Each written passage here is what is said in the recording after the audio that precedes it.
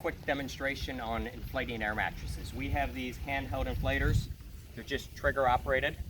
You press and click the button, turn it on, and then press it again in order to turn it off. So I know that the plugs to the air mattress are down on this side. The plugs will always be on the same side for all the tents. They're always lined up to make it a little bit easier. I'm going to unzip this. And this one's got 2 mattresses in here. What we want to do is we always want to have, if it's the blue mattresses that have a felt side, we always want the felt side down. Customers will sometimes put the felt side back up, but we're always going to put it down just because the felt side will tend to get bleached, so it doesn't look as good sometimes. So, just going to flip it over in here, and the rest of it will work its way out. Then, I'm going to make sure this plug, I'm going to screw on.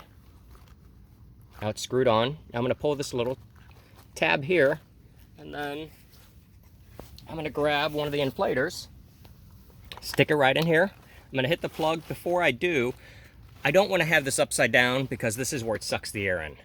If it goes to the bottom of the tent, it's going to have a hard time pulling air in. So I'm just going to hit this trigger, inflate this, and then I'm going to start and move on to the next one. All right. While that one's inflating, I'm going to screw this cap on. Do the same thing. You don't want to over tighten it, but you want to make sure it's firm enough because somebody's going to have to undo it later.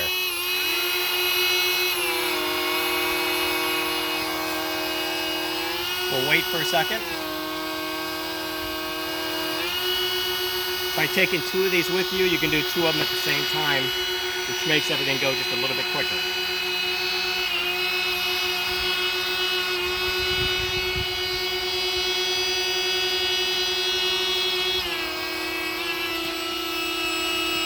Once the mattress is nice and firm,